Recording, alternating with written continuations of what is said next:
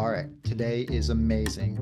We are talking again to Benjamin Ayres, who was our very first Hallmark big star we ever had. And today's conversation is unfiltered, unscripted, unrestrained. Buckle up. Here we go on Hallmark Mysteries and more. This podcast was created by fans for fans and is not affiliated with or sponsored by Hallmark or the Hallmark channel. Okay, here we are. It is a year, almost a year since we last talked to you, Ben.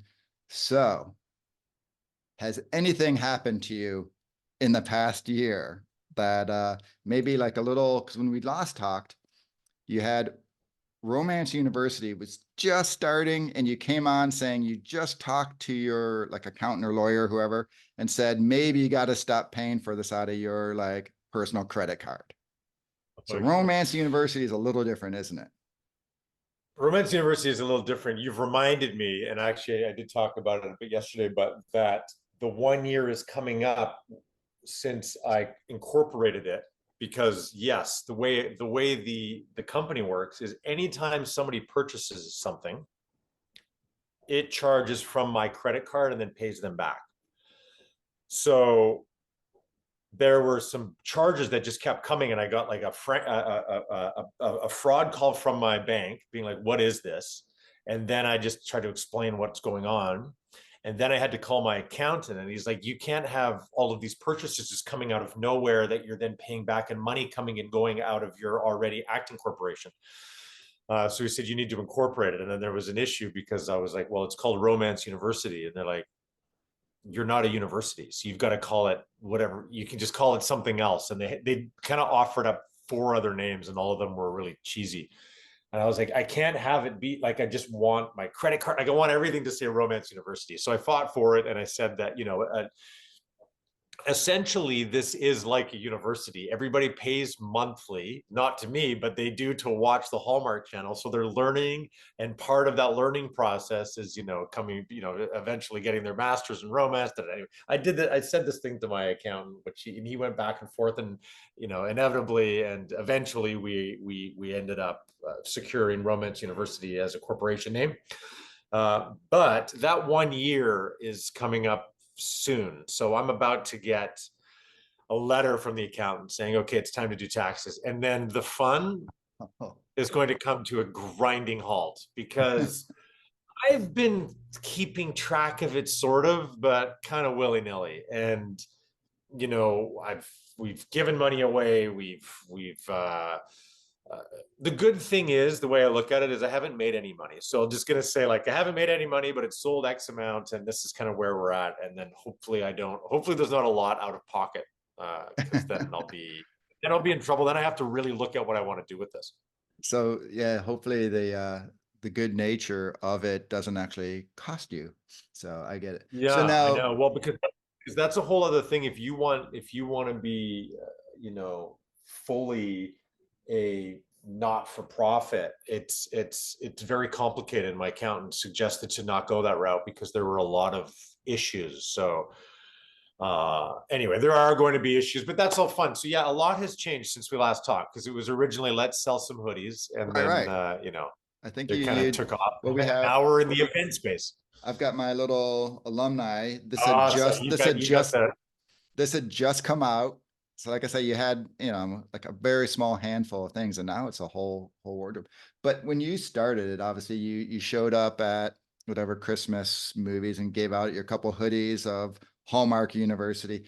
There's no way you could have thought that it would become this, like, it literally is an international thing. Like, you see these Instagram posts of someone over in, Budapest wearing their Romance University posts and stuff. So it's got to be kind of cool, huh? Yeah, it's very cool. I mean, listen, it was interesting when the second the idea popped into my head. I knew I was like, this is really smart idea, like an Ivy League celebration of these movies. I just kind of haven't seen it. and I knew that there was something there, but I had no clue what it was. I didn't know that it was merch, events, like I wasn't sure what it was, but just the image of it I thought was fantastic. Um, and you know, the fact that it became so big so quickly is just a testament really to the fan base that love these movies.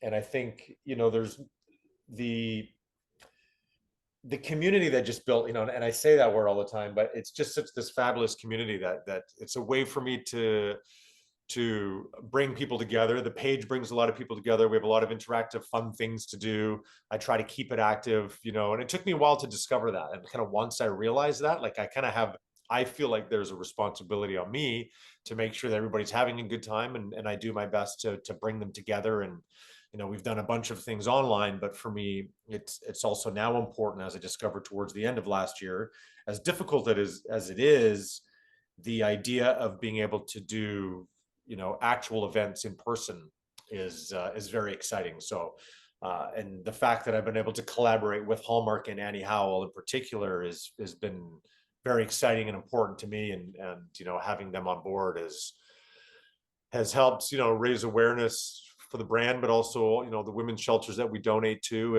and all the causes that we're going to continue to donate to, and that we're, you know, slowly discovering. We're still finding out what it is. And that's what's great. I always say it's a malleable piece of clay that we can keep, you know, shifting it and changing it into new sculptures. So that's sort of how I envision it. And So, so when we talked, it was just you, right? Now you've got a little bit of a team, right?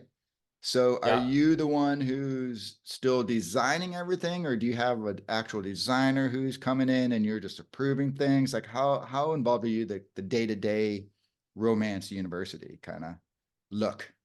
Well, I got to be honest. I do like all of my best ideas come. I do, you know, everybody met a lot. Oftentimes, I've always wanted to meditate. I can't meditate, but what I can do is do a 20-minute nap better than anybody, and it's really my meditation.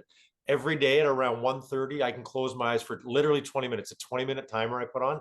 All of my ideas come in that 20 minutes. So, you know, there's been a lot of talk about, you know, I've been talking with the team about kind of some fun Valentine stuff that we're going to come out with, and I couldn't picture what I wanted to do for it. And today it all came. Like all of these ideas flood me in that moment. There's something about um, kind of accomplishing everything that I've needed to accomplish in the morning, getting the girls to school, kind of prepping for the day, going to the gym, having kind of a large part of my day completed, kind of up early, and then getting this little moment to myself to just sort of like shut everything out and relax, and then kind of ponder on some of the things that I have. All the ideas kind of come flooding in.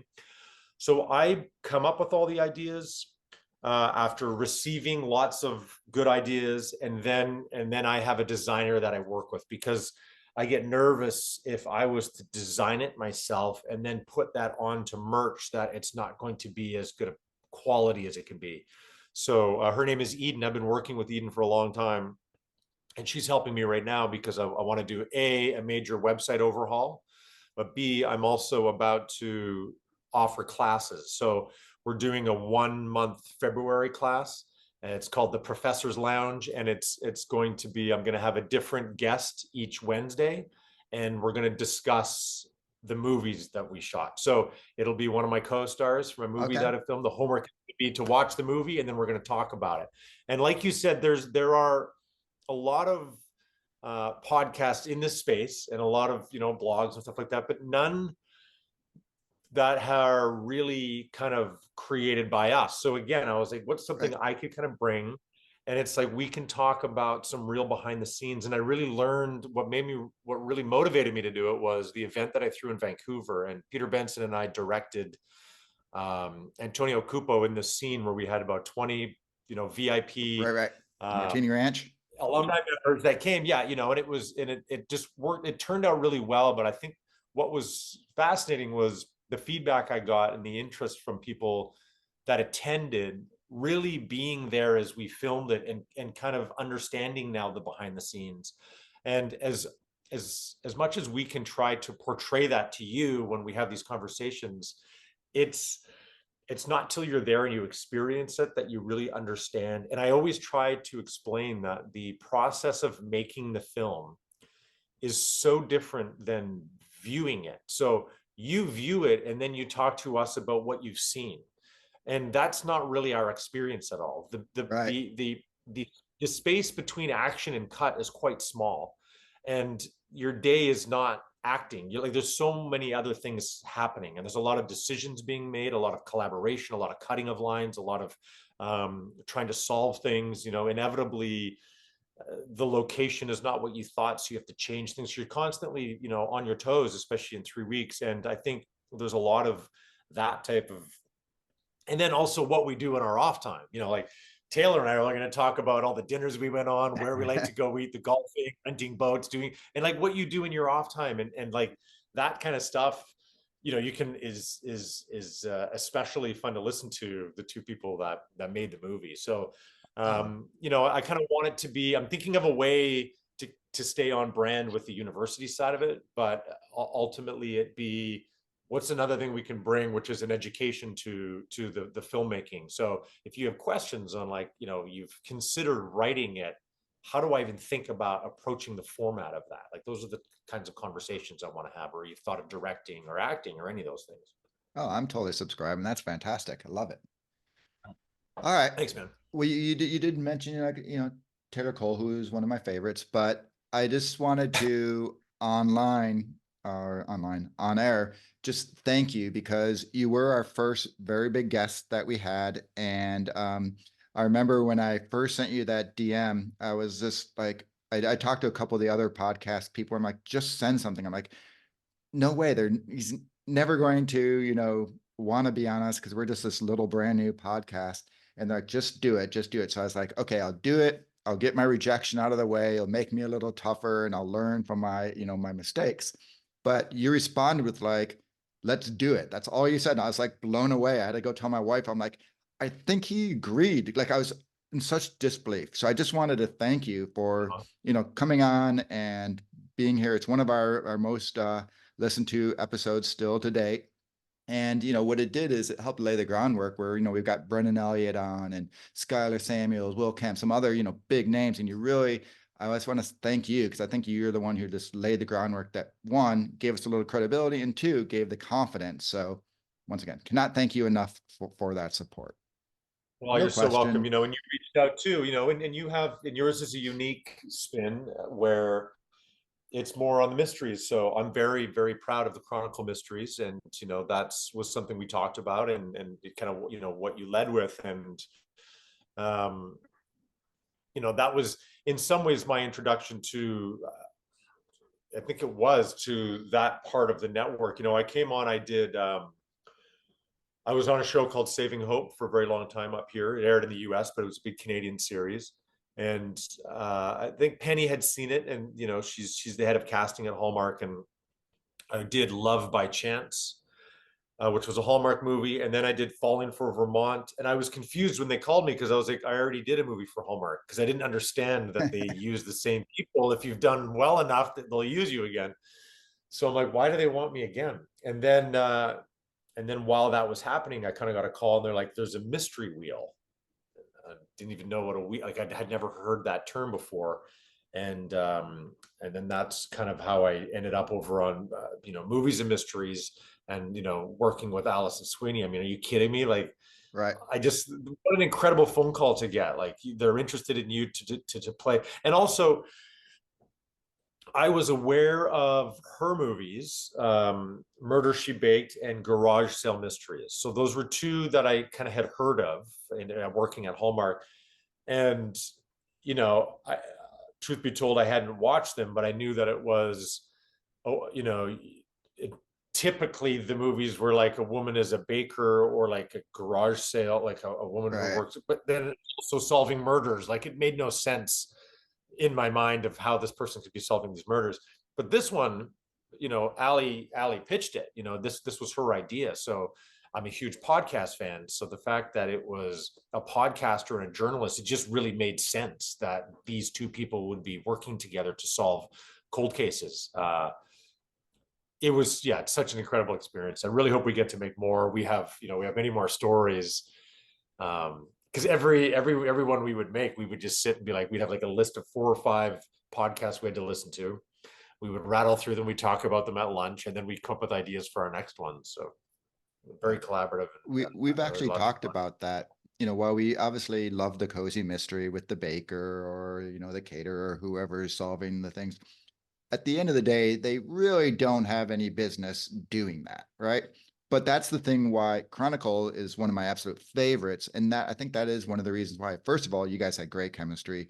It had really good stories, but it also had a believability that a lot of the other cozies don't, because it, like you said, totally does make sense that a investigative reporter and a true crime podcaster would be out trying to, crack the life, whatever the self-help boot camp, with the poison and Yeah, stuff, yeah, right? It totally makes sense. exactly. Yeah, So and well, and it's also it's difficult as if you're, let's say, in a situation where you're the male detective and the baker is solving crimes for you. So you're yes, now in a situation like, not saying, I mean, in that situation, but you're like, it's a tricky balancing act as an actor to be like, why am I not, yes, how not to it be just the on paper incompetent makes, cop, right? yeah, So it's hard to play that, yeah. totally. Uh, We've had that conversation many a times, and you're right. It is a fine, tough line to watch. Which obviously, you being on the male side is the one who usually would have to walk, but you didn't have to worry about that in this role. So that was No, exciting, well, and I think awesome the movies and mysteries as we're seeing are leaning more into the reality, but like that field. Like, look at True Justice, like role. that's We're a going to it's a talk about whole. that. What did you think? Did Oh you like yeah, it? Are we talking about it? oh Okay, yeah. yeah. We will be All getting right. to it. What'd you think? You got a list. Fantastic, Go through your list. fantastic, Okay. fantastic. I'm going to get to there. I'm going to get there. First of all, though, I've said it a couple times now, but you're obviously a big star. You're a big Hallmark star there, and just star in general. You did last year. I think it was during Long Lost Christmas, where you just sort of like walked up to some people who were watching the thing with as an Instagram post, and I kind of like, hey, what's going on, and surprised them and got the reaction and all that. But in reality, like when you're just walking around, going to the grocery store, Costco, or wherever, have you had any like crazy things where someone all of a sudden, like you're in line with them and they look back at you like, excuse me, and then like, whoa, like any really good of those celebrity Well, what I sighting things love, with so you? what I love about that video in particular was I remember it was Long Lost Christmas. It was like whatever day 2 or 3. We were shooting in the small town of Bagasse, and it was I broke for lunch. So they were still filming one small scene of Taylor just walking down the street, no sound, so it was motion only, and they were just kind of capturing this. And as I walked past, I could see these 4 people kind of watching it happen. So in my head, what I thought would be funny is I walk up and I say, "What are they filming over there?" She'd say it's a Hallmark movie, and I was going to say, "Who are the stars?" And I was hoping she was going to say, "I'm hoping it's Andrew Walker or Brennan Elliott or something." And then it was going to be funny because it was going to be me and she wouldn't recognize me. Is what I was thinking would be funny, because that type of self-deprecating humor is more my vibe. So when she turned around and went, "Oh my God, it's you," and he goes, "Oh yeah," like it was funny to post that, and you know, does it happen? Not on a daily basis, no. And I think that's what's funny is everybody's like, "You're just at Costco, you're just doing these things." Like in the US more, I would say, like, I remember when we went down, my daughters think this is funny because we were all just there for the convention, but we went a couple days early for what's the name of the movie? The Cherry Lane. Oh So yeah. we did the premiere, and we went down for the premiere of that, and we were all staying at this nice hotel.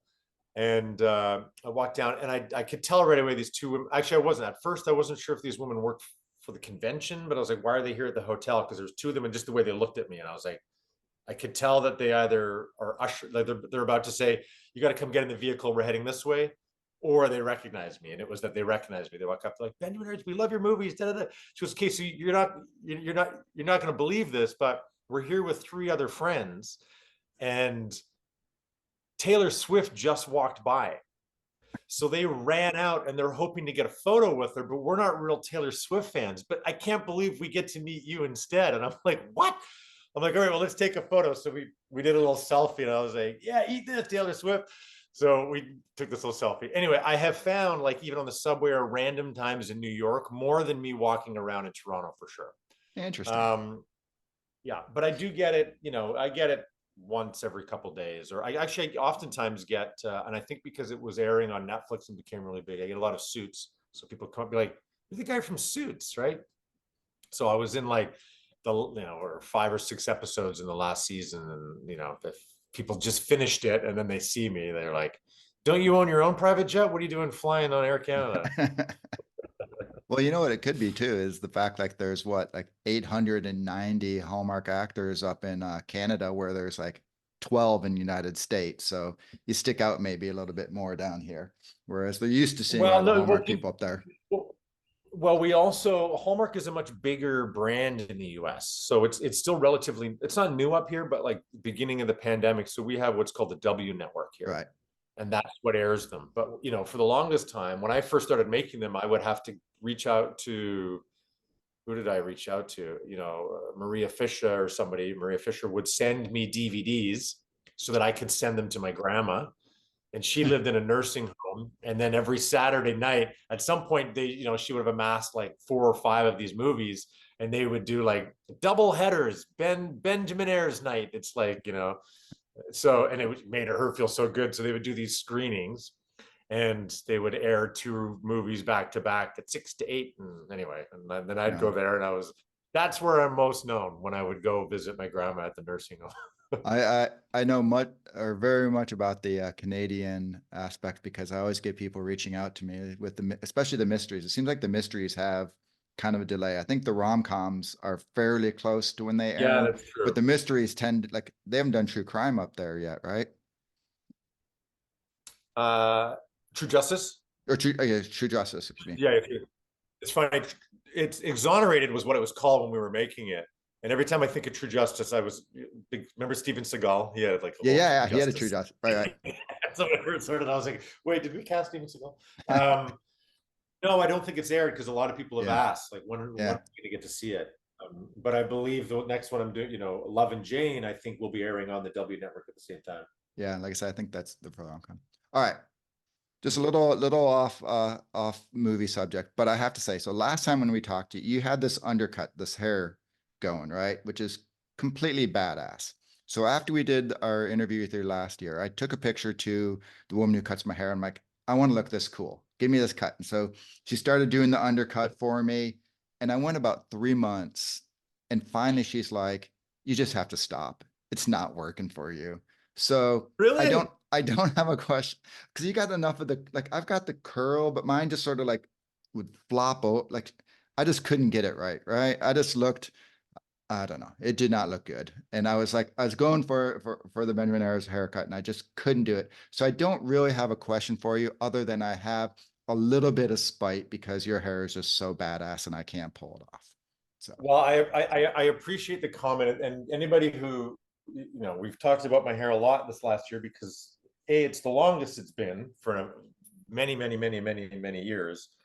Um, but so my grandfather was a barber, and every single Sunday we would show up for dinner. And so they lived above the barber shop. We had to go downstairs, and it would sit there, and I would get I went through high school with a flat top until about grade 12, and I was like, no more. Like I'm an individual, and I'm not in the military, Grandpa. That's kind of when I grew my afro out. But I consider myself a bit of a barber. So I have, three-way mirrors. I do my own cutting on the sides. maybe that's So my problem. I was paying I someone. I just got to cut do it myself. I cut my own hair until I have a project. So I'll go months and months without work, and everybody's like, "Oh, what's the unique project you're doing?" And it's just that I don't like when my sides get puffy. So I can barber them, and I keep them, I keep the fade myself. And then I just let the top go, and I just don't ever touch it until I need a haircut, and then I go. And it's actually getting back to curly, but there's these got burnt a bit on Miracle in Bethlehem because we straightened it in a scene, and the iron was a little hot, and some of the hair just never curled again. But thank you for that. If you so yeah, either you try it yourself, or next time I see you, I'll bring out the clippers and I'll cut it for you. I will say during the pandemic, I did go because I'm I'm a huge punk rock fan. I'm of that age where when I was a kid, like the Clash is my favorite band of all time. So I did have my daughter who gave me the full out mohawk during the pandemic. I was able to do it because like I couldn't go anywhere. I was just working from home all the time. I was like, if I ever going to be able to do it again, I had it when I was in high school. So I was able to do Awesome. that again. And I actually pulled off the mohawk okay. But then when things started opening up and I had to start doing like business things again, couldn't quite really do my meetings with the mohawk. So Well, I want I to had to see a grow photo. back. Send me a photo. So, Send me a photo. but So two things actually. We have there's a men's night, a ski night at a local hill in 2 weeks, and it's gonna. They want to. I think it's like a fluorescent 90s or something like that. So some of the guys are like, dude, you've kind of got the mohawk, keep it going, and then you got to spike it up. flat iron it all, and then go Glenn Plake. I don't know if you remember Glenn Plake, the skier from back in the Yeah. late 80s, 90s. Yeah, so I'm going to do that. But I also wanted to say, talking about punk, which I also have gone in and out of. I love all genres, but my new favorite band. Do you know the Idols? IDLES. I do not. I got to give it a Okay, go, write huh? it down. And when we get off, go on Spotify, Idols, and just listen to the top 5 populars right now. It's so good. It's my current gym obsession every morning. Where are they? When are they from? Are they current or are they older? No, they're current. They're Okay, British. They're very cocky. Their accent's very strong. It's like you want to punch stuff. You want to listen to it. that's You walk down the all right. street with swagger. It's awesome. That's my vibe. All right, I'm out on it. So You'll love it. You'll love it. you led yourself right into my next question when you said, "Oh, when I go like months between projects." You have not been going months between projects because you had your little appearance in the Christmas Hero. You talked about Miracle in Bethlehem. You had True Justice. You have the Love and Jane coming up. So you've been a busy guy lately. Um, is it literally been like just project for a couple months now, or have you actually had breaks because Well, they filmed so long ago? yeah, it's interesting though. It always looks like that because it kind of went field day, Oh yeah, Christmas yeah. mural, Miracle in Bethlehem, and then True Justice. But the way field day was filmed 2022, the end of 2022, Oh, and so that then was aired a year a later. whole year. Yeah, yeah. So you'll go, and then it was I finished that, let's say in 2022, let's say the end, like mid-November, finished it. So then went December, January, February, March, April, May, until I went and did Love and Jane. That's 6 months. Oh, so you got it right before the strike for Love and Jane, huh? Yeah, yeah, it was before the strike. Right before, yeah. Um, so that's it's the hard thing. Like it doesn't 1 month and I'm going stir crazy. Right. So I'm happy to have Romance University and I'm busy, like I'm busy with the family and stuff, but a month is a long time. Actually, a month isn't. 2 months is. 3 months, you start getting a little. Now I'm like, hmm.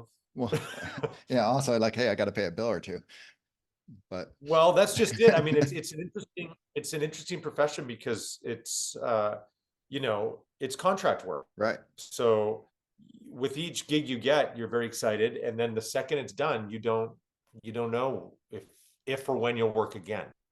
We were pretty confident at Hallmark we're going to get to work, but that doesn't happen very often unless you're on a TV series, an ongoing TV series, and that's happened a couple times. Like when I was on Saving Hope, we would finish one season, and at the wrap party they would say like, "We're back for another season," and you're like, oh, the network tells you then, which means now you have 3 to 4 months before you start your next season.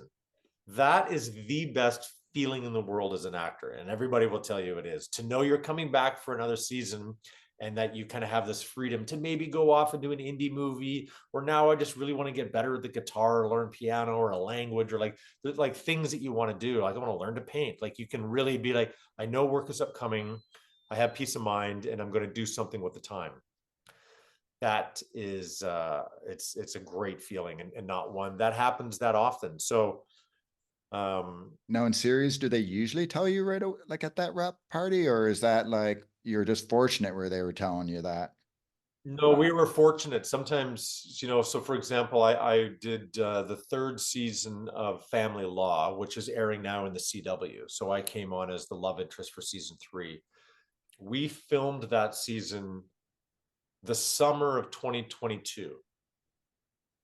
So, and it hasn't aired in Canada yet, and it's just starting to air in the US, and they haven't even made an announcement if it's coming back for a fourth season. So the actors that are the lead actors like Jewel State and Zach Smadu, they're now a year and a half out, like coming up to 2 years without knowing if the show's coming back. That's really, That's really stressful, hard. huh? It's very stressful, and you're in this strange state of limbo, like and I still audition for stuff. I've got a very big audition coming up in the next couple of days. One of those ones where that it's going to go to a huge name and it's going to be offered to somebody, but the writing is so good, and the thought of even getting the opportunity to do it is exciting. So yeah, I'm excited. I'm excited for that.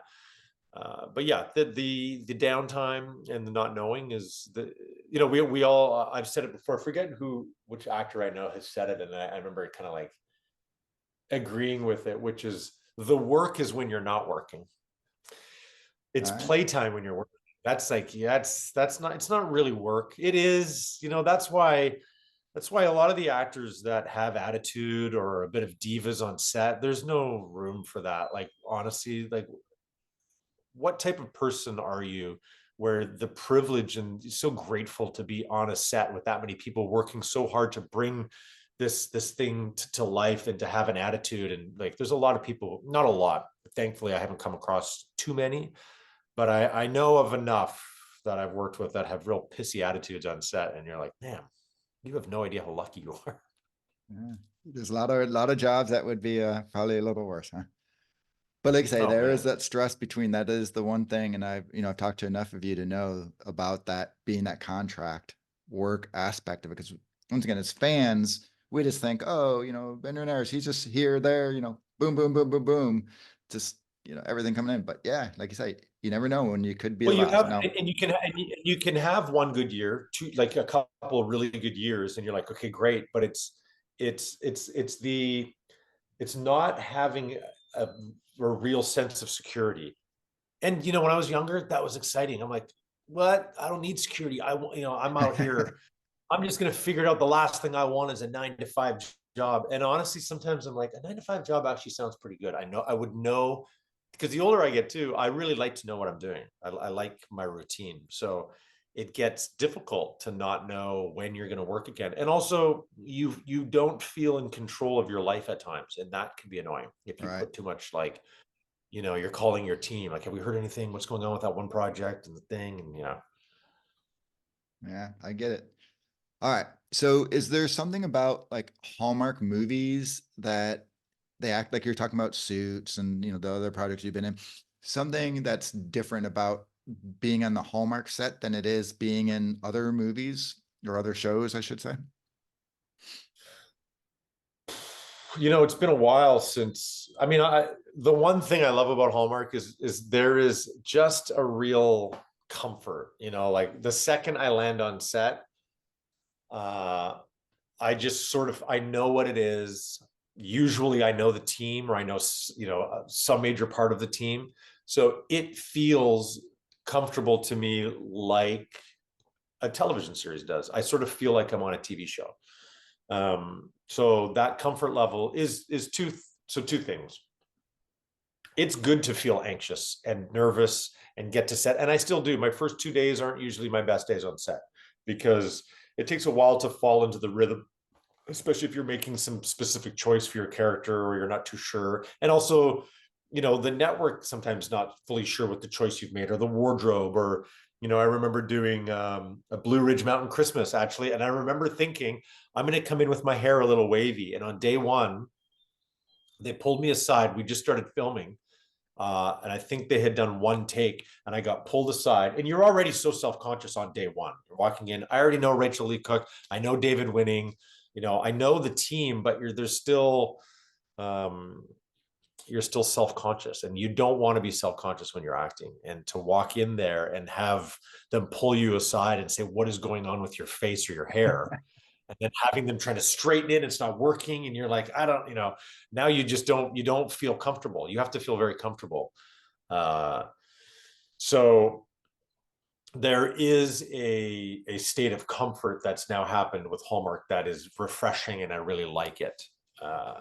But yeah, I mean, but still, every project is different. You never know what it's going to be, and that's sort of what keeps you on your toes. I mean, and I think that's what I loved about the experience of giving everybody that experience in Vancouver, is that feeling of like, oh, here comes the camera. Oh, you're on. You've got to work really hard to make it look like you're not nervous. There are many times when we're shitting ourselves, but inside, especially Saving Hope, I used to get it all the time. It's the only time I've had a panic attack. I've had 2 panic attacks on set from that show Really? because it was so precise. And to be playing, like, I'm not an ER doctor, but I remember walking in the first day, and David Wellington, who's the executive producer, writer, director, and he's like, okay. So, and there were no background in there yet. This beautiful ER, and he's walking me through it. I've now been cast. He goes, "This is yours. This is your domain. You own this. You run this. Everybody coming and going, you know who's in there, who's out. This is yours. You are the boss here." And I'm like, okay. And I'm kind of walking around and trying to get a feel for the first few lines, as I'm going to say in that first episode. And then you go and you kind of hang out in your chair and you're chatting with the cast. And then they bring in the background. I'd say there was 100 background performers there, like police officers, there were patients, and we had a lot of oneers coming out of an ambulance through the ER, kind of landing at the trauma bays and stuff.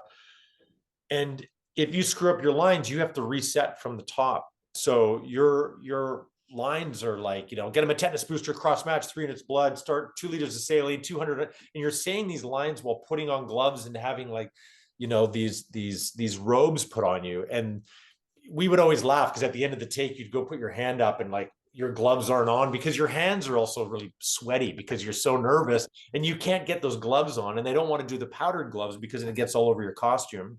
And then you've got blood squirting, you got to reset. So the pressure to get it perfect every time was big, and you would, your heart would be racing. It was, but so exciting and so fun. Well, your scripts for Hallmark are a little easier because it's like, oh, go get like the gingerbread house as opposed to whatever medical things you Well, have no, to I'll tell say. you. So, Let me tell you what's difficult about Hallmark is that, and I think it's why people love the movie so much, but this is what makes it hard as an actor, is that in the medium of film and television, it is show, don't tell.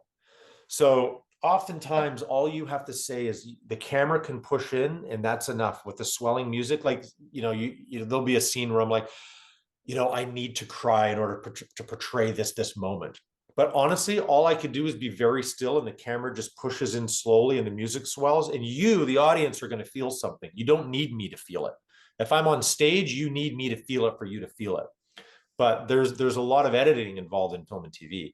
However, in this world of, show don't tell, Hallmark is a lot of tell. So we're expressing our emotions and our feelings all the time. We're talking about how we feel about things, which isn't really how people talk unless you have a therapist, you have a very healthy relationship. So to say those lines and not sound very earnest or hard on your sleeve, it's why some actors don't quite make it, because you won't even realize why you don't respond to some actors, or you think that maybe, they're just, because it's really tricky to say those lines in a believable way or throw it away or find a way, a nuance, or to be like, I'm not going to say this. Sometimes if you just say some of those lines as written, it's going to be very hard. So there's just a lot of nuance because it's tricky to really be expressing how you feel all the time. So yeah, Hallmark has its own challenges for sure. all right, I think you hacked into my Google Docs and you're just leading me into my next questions too beautifully. So I was chit-chatting with Jeff Beasley one night after I don't know, a couple weeks ago, and we were just talking about the holiday season. It was just like a little Instagram DM back and forth, and he like talked to me literally for an hour and a half. Funny guy, right? Oh, But he's awesome. he was telling me about the miracle in Bethlehem, that it was a real challenge because what he got, he just wasn't really comfortable with, and he gave you basically, he said what saved that movie was Benjamin's just a genius and Laura is absolutely beyond believably talented, and that you guys really brought a whole bunch of like not necessarily, I don't know, I don't want to speak for him, but script changes or anything like that, but really brought like a whole bunch of things that just weren't there necessarily on paper that he said is what completely made the movie. And I just like, I guess that's the thing, and like you're kind of saying, it's, do you really, like when you're doing that movie and knowing that it was this way, did you expect it to be the hit? I mean, because that was the hit of the Hallmark movies and mystery season, and from what he said, it didn't start out like beautifully, but it finished so well. Yeah, it is always hard. Like every movie, I'm trying to think how to answer that, because I would say that very early on, I probably didn't change much. I was like, oh, this is because I had heard too, and I think it has changed a lot, but very early on, Hallmark, it was like, whatever's written has to be said as it is. No facial hair on men. The hair's got to be trimmed to a certain length. You can't be wearing these types of colors. Like it was, there were a Right. lot of rules, and I was like, unsure. Then I'm like, what is this place? It has changed a lot since then. And I think with the actors that they trust, they allow a bit of freedom to bring their ideas and make it collaborative. And I think that's why there are a lot of your favorite actors out there that you love to watch. I can guarantee you are bringing in a lot of their own ideas because, so for example, yeah, Miracle in Bethlehem got greenlit very quickly. And from the idea to the first script to the second script all happened Right. very quickly, quicker than any other movie I had been on. And Dayspring had done a couple movies the year prior with like Nikki DeLoach and Brennan Elliott did one, but it was very grief ridden, lots of very Okay. faith based, but like it was like grief and it was heavy, heavy, dramatic. They wanted to go more rom com, lean more into the comedy for this year's. And when I read the script, I was like it's not a funny script. I don't even know where. And in fact, it was the first time I didn't really. It didn't when I got it. They didn't say it's a Dayspring movie, but as I was reading it, it's the first time I've ever actually said the words Jesus or my faith in God, and I was like, whoa, what's going on here? I've never even read a script at Hallmark that said anything like that. Right. So then discovering this is a Dayspring movie, I'm like, oh, that's cool. Okay, great. This will be fun to sort of figure out. But when we did the read through of it, it had a lot of challenges. It was, as I was saying earlier, like they were saying things you just wouldn't say, and it was, and they were speaking in kind of scripture so every once in a while too, and I was like, oh, this is kind of bumping. So there was a new draft that got much better. But when we got to set, I must say, between myself and Laura and Jeff and Seth, our producer, but Jeff really takes some big, they brought him on because they wanted a comedy. And they're like, Jeff is a great comedic director and he has wonderful ideas. And he'll tell you this, and I told him this too. Like I resisted his ideas at first because I came in with my ideas for my character and he kind of had some big, broad stuff. And I was like, I just wasn't sure yet that that's where the movie should go for this character, but after day two, we really leaned into it and we had so much fun and we made up a lot of stuff. And I've even read some reviews, and there was one in particular that I really appreciated, and it was the fight that I had with my ex-girlfriend when she catches us kissing, which we added that scene. Hi, hi, hi. Da-da-da. We walk into the house and it's this big fight. We improvised this entire scene and it was awesome. I felt like I was doing a play. There were so many times. I've also talked about this. The way Jeff works is that he cross shoots everything. So it's not, do you know what that is? No. Have you heard of that term? So traditionally, the way a movie is shot is all the lights will be facing in your direction. The camera is on you, and I'm kind of beside the camera like this, okay? And I'm talking to you, and you're looking at me, but the camera's right here, and right behind him or right behind there is your camera operator, and then your focus puller over here, and everybody else back here. So you're looking at me, but it's so distracting behind me. It's very distracting. But when I'm looking at you, it's great because I'm actually in the scene because behind you, there's no crew. Then we do your take 2 to 3 times. Then we take a break and we turn all the lights around to the other side. And now it's my turn. Now you've got the camera beside you, and we do the scene that way and back and forth. And that's sort of traditionally how you film a movie. The way this movie was filmed, there were 2 cameras that were on at all times, one shooting me and one shooting you. So the second action is called "We're both in the scene." There's no All like, right. "Oh, I'm not on camera." So the level of nerves is the same for both of us. And oftentimes what happens is you'll leave the scene going, "Oh, do you know what I should have done?" And you'll discover what you should have done when it's not on you, because now you've run it a few times. But when you're both on at the same time, it also allows you to edit seamlessly between the two. So if you're filming one version and then the other, you can't start adding stuff because you've already shot the other stuff and it won't cut together. But if you're filming you both at the same time, you can improvise, and then you can cut between because you're both being shot at the same time, Okay. and you're not.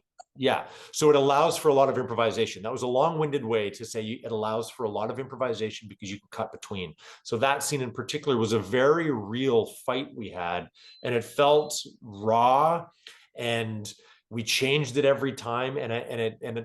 I've read a few people have reached out to me to say that it was kind of the most honest, real fight they'd ever seen in a Hallmark movie. And I think that there were a lot of those types of moments, and it's because of that type of shooting that allows for dropped down truths because the actors are both in the moment. Yeah, So and this movie, once we started filming it, we kept saying, "I'm like, is this way better than we thought it was going to be?" It is, right? Like that scene really worked out. And the next day, I'm like, "Dude, that scene was amazing last night."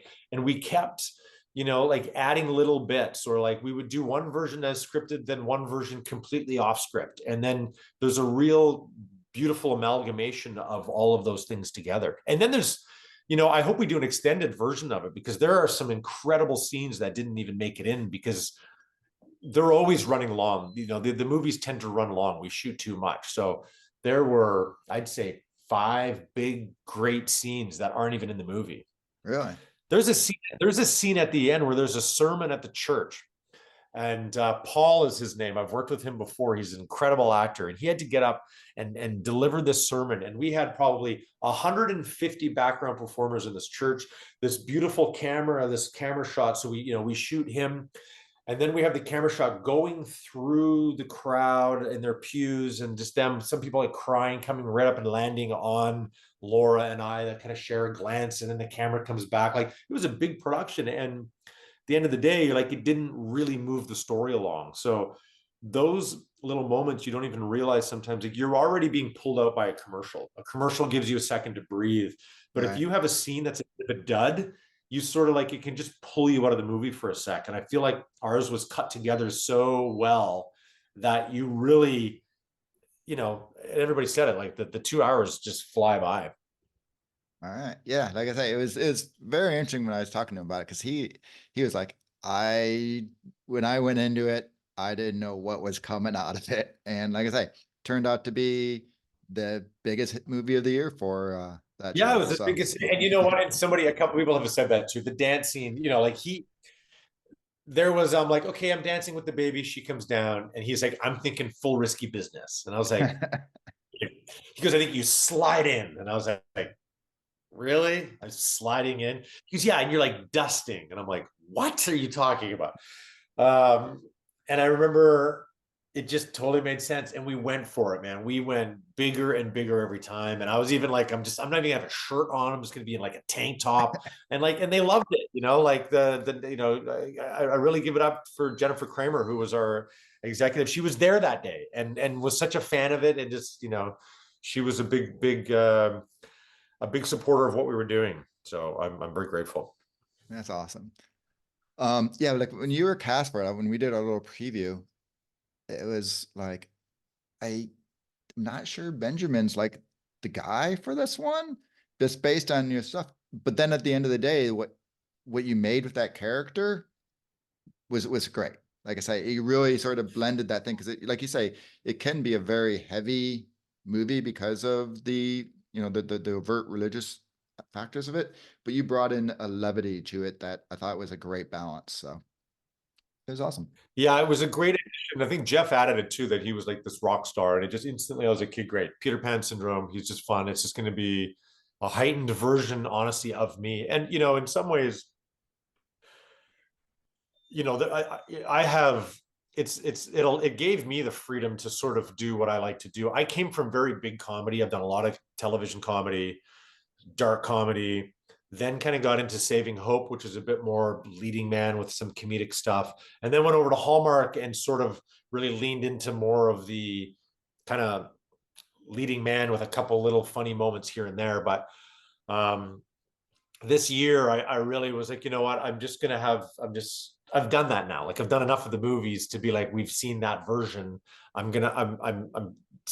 would like to seek out and talk to Hallmark about doing more comedic stuff and being okay to lean into it. And I sort of got the okay, so it's nice to get to do really what is more my strength and actually what I love to do. Well, like I said earlier, Hallmark, if you just look at the holiday season, this past one, they really are not the Hallmark of 2019. I mean, they were doing some really, obviously the very traditional ones, but then other ones that you just never would have seen, like you say, that were just great comedies. Like, you go back to you had the two Haul Out the Hollies, the last 2 years. Round and Round was like just fantastic. So yeah, so they're definitely pushing the limit. So like I say, and they obviously trust you because, like I say, you got to turn that movie into what you did. So, all right, Yeah. we're gonna Well, and roll. it's like you said, I'm going to go back because they filmed so many. You can take a risk with a few and see how they Right. do, and then you'll notice that the next season, then there's like an indication from the season previous that more movies they'll push the boundaries a little more again on a couple, but not all of them. So you have your traditional ones, and then ones that they'll take little risks on, which I think is a smart way to do it. Yeah. Well, we're gonna now go into the rapid round. Just a couple quick questions, just short answers. Don't have to really think about it. Just boom. Right. First one I always ask is, what's your opinion of pineapple on pizza? They were say Pineapple Express. I was like, okay. I like pineapple. Oh, I you're like pineapple. okay. So you're psychotic. That's I established don't. now. I don't. Just wait. I don't order it, but I'm telling you, if there's a pizza in front of me and has pineapple on it, I am not going to resist it because there's pineapple on it. Are you going to starve yourself? I will. Yes. Ladies and gentlemen, the true psycho. That's I love pizza. I'll do most. I won't do fungus and I won't do pineapple on my pizza. Anything else? You Let's won't do roll. mushrooms? No, no. All right. Number two. What is your favorite movie of all time? I mean, There Will Be Blood is one of my favorite movies. I love. It's like the perfect acting vehicle for Daniel Day-Lewis. The opening of the film is this incredible portrayal of perseverance and persistence, and it's a silent film. The fact that Johnny Greenwood of Radiohead is the one that scores it, it's one of my favorite movies. Interesting. I never got it, but I also was when I saw it in the theater, and there was a problem with the sound where it just kept going Oh, in out, and where they eventually, like, half the people walked out, and then they came in and they offered us our money back, and so we're like, oh, what the hell, we'll just stay and watch it.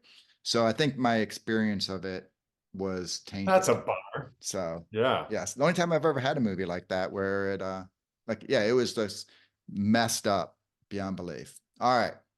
So Hallmark has the big hit right now with The Way Home. So if you had access to a magical time traveling pond, would you be going forward or would you be going backward? And then where would you go? Ooh. Explain the conceit of it a bit. Is she able? Are they able to? Anybody can jump in it and Well, travel it's through just the time for. two main characters. They go in and it goes back. So the main character's brother disappeared. And so when they jump into the pond, which they find out by accident, it takes them back to in time when the kid was there. So it's kind of solving a little bit of a mystery of what happened to the kid. But her daughter becomes friends with the teenage mom. So it's like all sorts of weird Okay. things. And there's like butterfly effect, which apparently does not happen in this movie. But Well, I was but going to ask now if they go back, are they affecting what's happening now? no. That's too complicated to try Well, to pull apparently what off. they So say I is think it's already happened. So you're going back, but it's already happened because where we are. So you're going back, but you're going to do what's already happened. That makes sense. right. But but here's the thing, because the other conceit is you go back, but you're like a ghost and you actually are unable to affect it. So if you went back, is it like, Back to the Future, where all of a sudden now you're like falling in love with your mom? That's not good, Right. right? So, but if you go back and can just view it happening, then So they, like I say, they haven't really gone that into that aspect of it. yeah, I think because they it's what you're opening. Listen, it's a whole other world you're opening up, right. at that, right? Um, it's a good question. Listen, my daughter Isadora and I talk about this all the time. Would you rather go back or would you rather go forward? To be honest, there's nothing I want to go back. Like, if you can't change anything, and there's nothing I'd really want to change, why would I want to go back to get one last, like, there's that, like, maybe go back and have a conversation with my grandpa that I never had. Okay, I guess that would be it. Obviously, I'm very, very interested to see where we're going to be in 100 years. Like, that's insane to think about. This is the first generation. This is the first time we're unable to predict what, like, our kids life is going to look like. It's been pretty, like, this is what it looks like. Technology is moving at such a rapid pace now Right. that we can't even predict 10 years, let alone 20, 30, 40, 100 years. I don't know. What do they call it? Post uh, anyway, I just don't know. I'm scared to go forward. That's the problem too, because you might go forward and go, oh my god, it's so Right. intense that now nothing means anything. So honestly, I don't want to play with time. The only thing I want to be able to do, my superpower, I love to, like, transport back and forth to, like, locations. Flying, that's all I want to do. I want to fly. So All I told right. us, yeah, but you can get there quicker. I'm like, it's not about getting there, it's about the act of doing. Like, I want to fly. All That's the right. only thing. All right. So there was the Anyway, big time is dangerous, is all I'm saying. I agree with you. There was a big movie last year, Three Wise Men and a Baby. It was kind of a buddy flick there. So if you Awesome. were doing your own buddy flick, Yep. what three Hallmark actors or actresses would you have in your three cool people and a toddler? And the toddler. Well, I think ours would be a puppy. It wouldn't be a Okay. toddler. Okay? So I'm Puppy's looking good. at probably a puppy. And I have said it before, but it's going to be Peter Benson and I.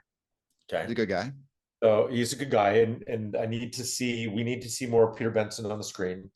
And then, I mean, then it's a really, really hard choice as to who it should be. I mean, everybody I've worked with, I want to work with again. Everybody I haven't worked with, I want to work with. I Um, only ask tough questions here. So yeah, but that's actually the one thing I love about what they did was now you're like, okay, so we can get some guys together in some movies, right. and it sort of opened that up where, uh, we can tell what was the other one they did too, the wedding veil. Even those are kind of interesting where it's the couple before they get married and then after. Like, that's always, when people are like, oh, I'd love to see another Falling, a second Falling for Vermont, or a sequel to Cranberry Christmas is the only one that actually makes sense to me for a sequel, because they were married before and we were dealing with this problem, and it was an issue that I think, like, I want to see what happened to Gabe and Dawn as they're now out there trying to navigate, being on film and TV and kind of traveling around and having a talk show and all this kind of stuff, reality show. But the rest of them, it's always difficult because you're like, well, now they've fallen in love. So the best part Right. that we have to watch, which is the obstacle of falling in love, which is 90% of these movies, is now they're married, and then you're just like, is that as fun? I don't know. It is, but it's not as. But the wedding veil actually did a good job of tackling that obstacle and problem. So all that to say, I'm not going to answer the third, because I literally stick All right. my. So it's a buddy movie that you and Peter going around. It's Peter and Get I. getting a puppy dog. It's coming out there. We got a puppy dog. That should bring all the people. All right. Well, you kind of in the other thing, like we just said. So, do you like rom-coms or mysteries better? Because the rom-com, like you said, is that sort of one-off, fall in love, have your big kiss. Whereas the mysteries, you go through and you develop and you have longer stories where maybe you Well, don't get the kiss, a la Chronicle Mysteries. yeah, I mean, so that's kind of what I love about the Love and Jane for us. While it's not, of course, Chronicle Mysteries, it's seeing us together on camera in a way that you didn't get to see them on Chronicle Mysteries. So, in some ways, there's like a nod to the Chronicle Mysteries or Love and Jane. But yeah, I love them because it's like a TV series. They're like one-off episodes. You know, it's like an episodic television series where it's a case of the week. So that element is what I do love about the mysteries. And you know, I've got some good ideas and potentially one in development. And you know, I would Wait, like to. breaking news. Breaking Love it. news! You heard it here first. You know, I'd love to do some more mysteries, but I love the rom coms too. So, I mean, how lucky are we that there are the two networks? You know, that we Right. get to do both. I mean, it's incredible. I'm so thankful to have the opportunity. All right. Last question of the rapid round. What's the All right. best thing you ever kept from a set from a movie? Oh, I mean, I take a lot of the wardrobe every time. To be honest, I take wardrobe. I take um Now, do you do it like overtly, or do you sort of just sneak it into the suitcase and they all of a sudden like, hey, I where's talk to those cool wardrobe and shoes? I say like this is what I want. So usually what happens is I'll wear items of my own clothes and then it's like an exchange or like if we wear your thing. So you know, in Miracle in Bethlehem, it's my jacket I'm wearing the whole time. Oftentimes I wear my own boots. I, personally, I prefer my clothes to look lived in. That's another thing that I appreciate where Hallmark has gone now Is as that opposed. normal though, to wear your own clothes in movies? Or are you Um, kind of like the outlier there? no, I don't like I don't like it to look like the character has brand new clothes all the time. So even if I'll even take the clothes, my whatever. So if it's like a pair of brand new denim jeans, I take them with me back to the hotel and I wear them around the city so that there are natural creases in them. Because who has brand new clothes? And it drives me crazy. And it's, you know, when I first started at Hallmark, it was like that. Every time you put it on, it was like fully pressed. If I'm a lawyer, doctor, and he's presenting a certain way, fine. But if it's a character like Miracle in Bethlehem, he's a mechanic. I don't want to see brand new denim jeans, I do brand new not think boots he owns an iron. with the treads on the bottom with the, you know, a sticker on it, brand new. All right. So, you know, I work pretty hard usually with wardrobe to break it down and have a look of it being worn, you know, not just fresh off the rack. I just don't think, like I said, there are some characters where it's warranted, but others not so much. So because of that, yes, I will bring my own ideas and bring some of my own clothes, and then in exchange, I get to keep some. All right. Well, we are a mystery podcast, so we're finally going to get to it. So we talked about True Justice, and Nikki wrote it, and so when she created this character and she called you and said, "Hey, will you be in it?" Was she just like, "Hey, will you be in it as a favor?" Or was she like, "Hey, Ben, let's meet up and I've got a couple martinis for you. Let's get a little bit of liquid, judgment in you." And then she's like, "Hey, will you be in this movie? And by the way, I'm not paying you. So what do you say?" And you're like, "Oh, I'll do it, whatever." And then you woke up the next day and you're like, "What did I agree to?" I would say yes to anything Nikki DeLoach asks me. And I was shooting Love and Jane. What was I? Is that the name of it? Yeah. With Allie. I was in Vancouver and she called. And actually, it's funny. So there's a nice hotel in Vancouver that also has a residence side. And Nikki and I, depending on when we're there, we rent this one. So she found it. And I'm like, where did you find this incredible place? And then she gave me the contact of the guy. So when she's not there, I'm staying in it. So we take turns staying in this one apartment in Vancouver when we're shooting movies. And she called, and I thought she called because I sent her a photo of I bake bread, and I was in the space, and like even when I'm there, I bring my starter with me, and I bake bread every couple mornings. And she's like, "You're baking bread in that apartment? I can't believe you're doing that. You're a maniac." Um, so she was texting me that, and then it was like the next day she called me, and I thought she was calling me to bust my balls, and she calls me to say, listen, I have a huge favor to ask. I was like, okay. And she goes, I wrote a movie that has been greenlit. We're going to be filming it. And I wrote a part specifically for you in it. But I want you to know we're not the leads of it. We're like supporting. We're both going to be in it, but it's like a younger cast. It's super fun. And I was like, that sounds incredible. Yes. She goes, well, you don't have to say yes. Just I'll send you the script. You can give it a read. And I was like, okay, great. So she sends the script. And, when somebody sends you a script, you're looking at a couple hours of sitting down to really go through it. And, I was prepping for my next day on Love and Jane, and I got it. And what I was going to do, which is what you would normally do, is just sort of go through and read your stuff. I'm like, let me just see what my character is here.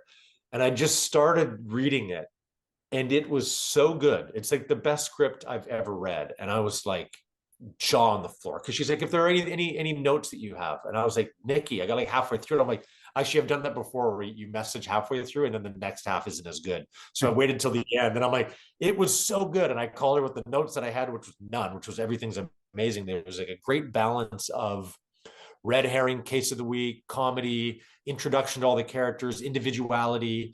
It was just, her and Meg knocked it out of the park. So then, yes, when I got to Ottawa with her after we were in Kansas, she's like, I want to take you out for dinner as a thank you. And we went out and had martinis and oysters and steak. And yeah, I love Nikki. She's the best. And I'm just so proud of everything she does. I will say we've gotten to talk to a couple of the supporting people, JC Doughton and Amanda Kahn, who both worked with her, and they could not be more complimentary towards her, saying she's just like this incredible role model for them as an actor, but also as just a person and everything like that. So I'm hopefully talking to her later this week, her and Meg. Okay, good. Fingers crossed. I hope so. I mean, she inspires me in many ways. I mean, Romance University is born out of my inspiration of working with her. It was a whole other level working with somebody like Nikki. She's just a real powerhouse. And I really, really appreciate her friendship. So you mentioned it.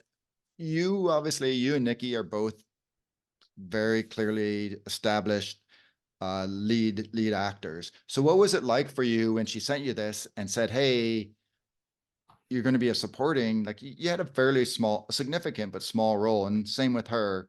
So what was it like for you to go into a Hallmark movie like that, as opposed to being the guy? Was it? It was really, it was actually, it was nice, because it was like, I don't have too much to prep. I just had a couple days, come in, have fun, keep it loose, and be there to answer the questions for some of the actors that hadn't really done Hallmark, help lift them up. But ultimately, yeah, it was great with of course, if it does well enough, we'll be doing more. And there's some, it's refreshing to just be involved and to be a supporting actor just as much as it is to be the lead actor. So yeah, it was great. There was definitely I didn't have like an ego situation with it where I'm like, wait, what if I'm not the lead? I'm not going to be in it. So that didn't even enter my mind. So it's interesting. So I talked to Michael Barbudo, the producer. He had reached out and he was telling me about this movie. And so I talked to him, and we really pumped it up a lot. And then I was like, got nervous, because I was like, oh no, what if the movie's not good? And fortunately, the movie turned out fantastic. And one of the crazy things, first time it's ever happened, is I've had, Nikki said she's listened to the podcast. Megan's listened to the podcast.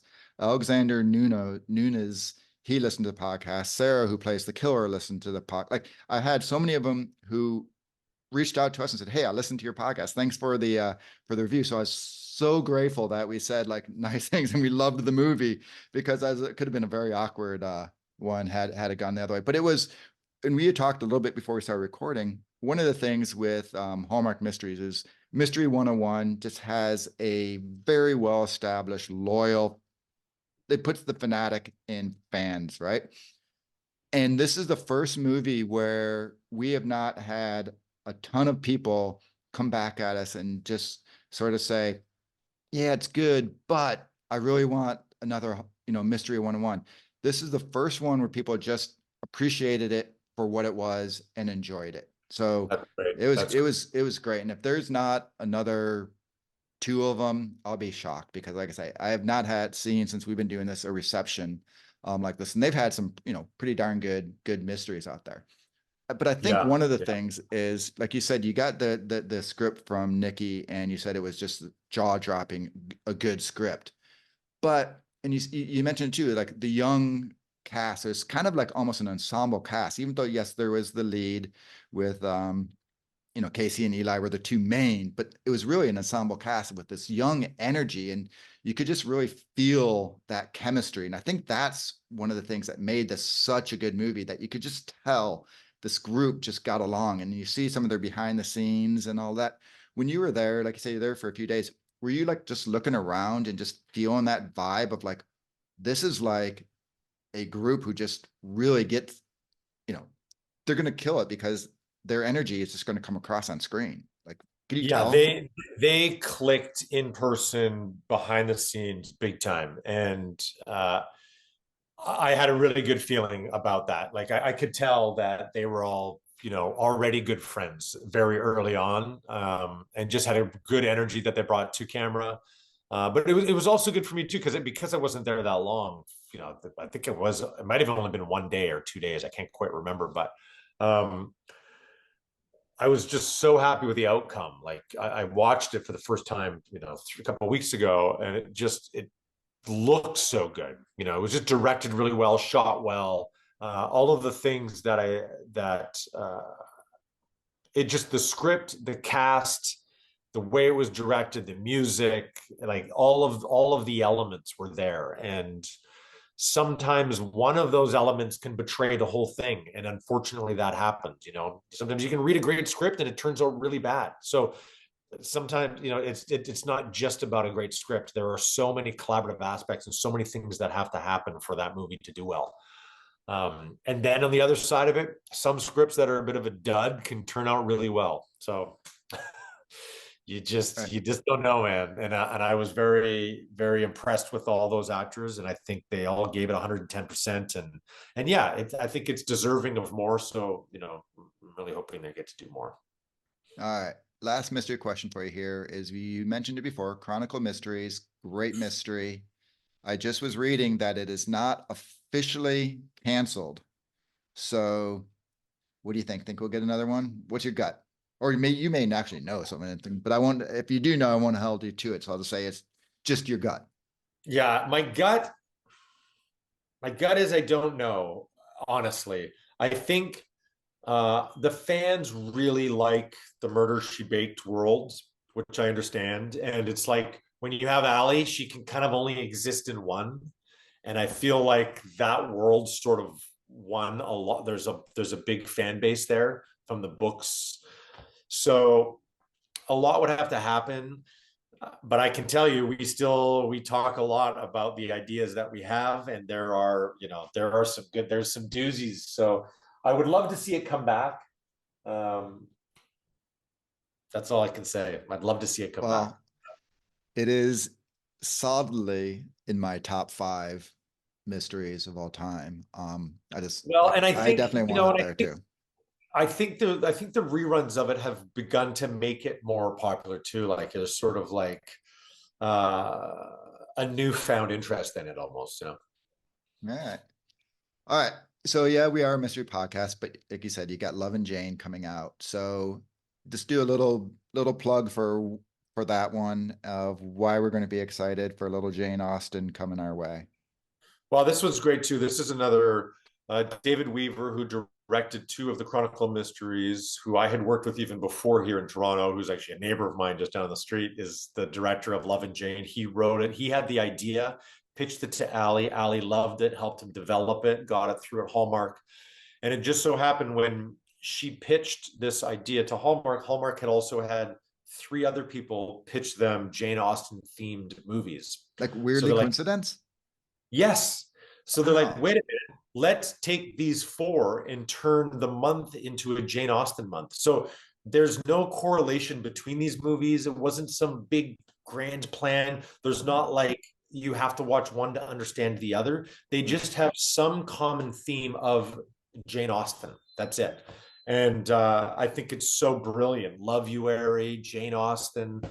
Ours is she's a huge Jane Austen book fan and sort of almost lives in the past. Her like love of old timey candles and like the set decoration is incredible, and just her wardrobe.